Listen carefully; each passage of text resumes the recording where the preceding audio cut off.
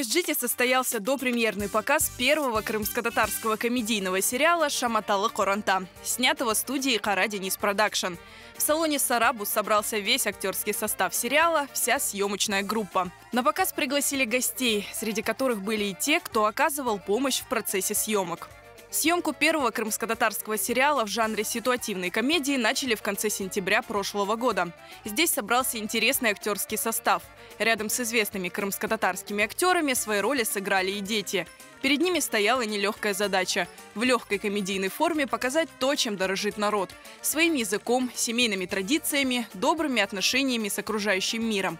Каждодневный, довольно сложный процесс работы над шумной семейкой настолько сблизил их, что сегодня все они говорят – мы стали настоящей семьей.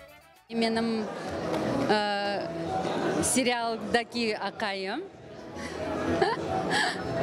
Biz onun çok çalıştık, onun için birbirimizni duyamız, gözünden birbirimizni anlayımız. Ne kim istey, nasıl aytmak istey, şakalarını da nasıl kayda koymak gerek.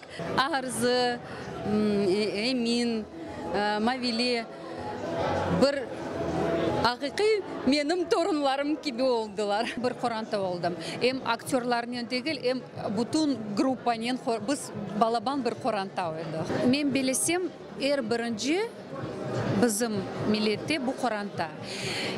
Ve men isteyim herkes bu Koranta'nı nasıl aytayım? Korantadan ayrılışmasın. Beğendim rolünü. Çünkü bu men oynayan kart pek bizim halkka bağlı.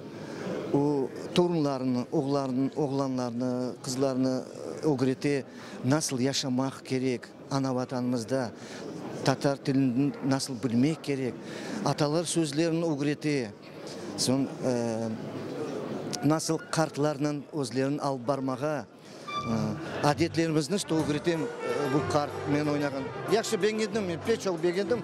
Daha da belesem kısmet olsa daha nevbeti olur. Сулейман Умеров – резидент популярного комеди-шоу «Крымда Яшан». Не только актер, сыгравший одну из главных ролей, он автор сценария первого крымско-татарского комедийного сериала.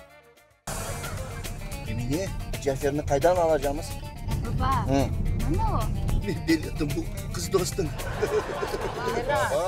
Asırlar devamında Kırım Tatar halkımız hem de aş pişirmege öğrendi, evler kurmaga öğrendi, akça kazanmaga öğrendi, filmler bile çıkardı.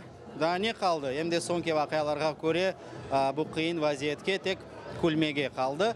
İşte böyle Şamatalı Koranta degen serial peyda oldu. Ne için yok? Çünkü Kırım Tatarlar da seriallar çıkarmadılar ve fırsatından faydalanıp hepinizni Шаматалы Корантамызга мусафирликке bekleyimiz. Съемки длились месяц, а затем начался самый сложный этап производства – постпродакшн. Режиссер-постановщик ситкома Длевер Дваджиев, у которого на счету первый крымско-татарский фильм «Сказка Хадырдеде», а также огромное количество юмористических скетчей, впервые работал над многосерийным фильмом. Ситком – это что-то другое. Его производство кардинально отличается от всех других картин, которые мы снимали. И это мы поняли все-таки на самой площадке. И нам было довольно-таки трудно. Но я думаю, что с помощью нашей команды у нас это получилось. Мы очень переживали, как воспримет народ, потому что юмор – это что-то такое тонкое и довольно-таки очень сложно. И сегодня мы поняли, что это заходит, людям это нравится. Для создателей ситкома студии Кара Денис Продакшн сериал стал первым подобным проектом. Работа над ним оказалась сложной, но очень интересной. Bizim esas maksadımız ana dilimizde şakalı serial çıkarmak idi. Ve bu serialda bir Koranta halkımızın urf adetlerini, ana babaga terbiyeni, hürmeti göstermek idi. İkinci maksadımız ise öz Kırım Tatar profesyonel yaşlarımızı bu işe celp etmek idi. Maksadga yettik ya da yetmedik. Seyirciler aytır. Öyle çıktı, Kara Deniz Production çok işlerini birinci yapay. Biz birinci film Hıdırde'de çıkardık. Son biz birinci kitap yarmalığını yaptık. Biz her yıl, ben öyle söyleyeyim, birinci балачун конкурс япайым жаным сез. Шыналақ қызмет етсі, бірінші Қырым-татар сериалыны япты. О әбет, о бір ағыр іш шықты, ама біз олечушынық Қырым-татар олып, ана ватанға яшап, біз әрбір ерде, әрбір шейте бірінші олмақ керекміз. Эти 10 серий, которые станут достоянием общественности буквально в самые ближайшие дни, мы сняли, как всегда, очень оперативно. Я сегодня на встрече сказал, что такими темпами, наверное, скоро Ахмечет, по аналогии с Голливудом, с Болливудом, можно будет называть и Ахмечет Вуд. Я надеюсь, что эта отрасль, которую мы уже постепенно начинаем осваивать, будет только развиваться, потому что спрос, как видите, и сегодняшняя встреча это еще раз подтвердила, спрос на кинопродукцию, на крымско-татарскую кинопродукцию есть. Бу караманларымызны, мында ойнаган актерларымыздың, караманларымыздың тіліні демек саделештірмеге, халыққа аңнайшылы, более лақырды услупте япмаға тырыштық. Эбет, олардың тілінде біз чоқча айтымлар, чоқча аталар сөздері қолданмақ істедік. Музыкальное сопровождение Шаматалы Коранта – заслуга известного крымско-татарского ансамбля «Хаят».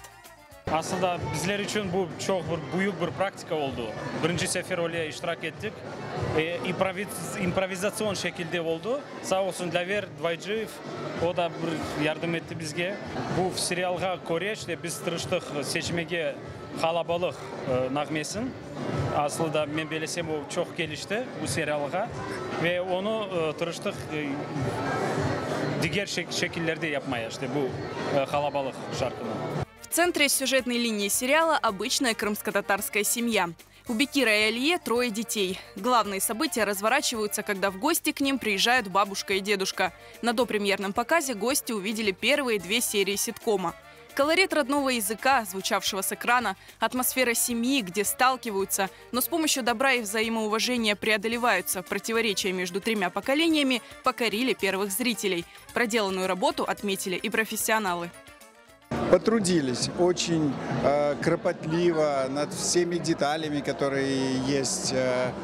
Конечно, можно было бы там говорить то, не то, это не так. Но на самом деле я считаю, что для первого сериала там все прекрасно. И актеры справились, и команда хорошо сработала, слаженно. Çok beğendik, çok memnun olduk. Görüyoruz ki bizim medeniyetimiz inkişaf edecek ve tek halkımız için değil başka milletlere de bir örnek olacak. Шумная крымско-татарская семейка будет ждать своего зрителя у экранов каждые выходные. Кара Денис Продакшн обещает, такого вы еще не видели. Это будет смешно, колоритно, увлекательно. Это будет по-крымско-татарски.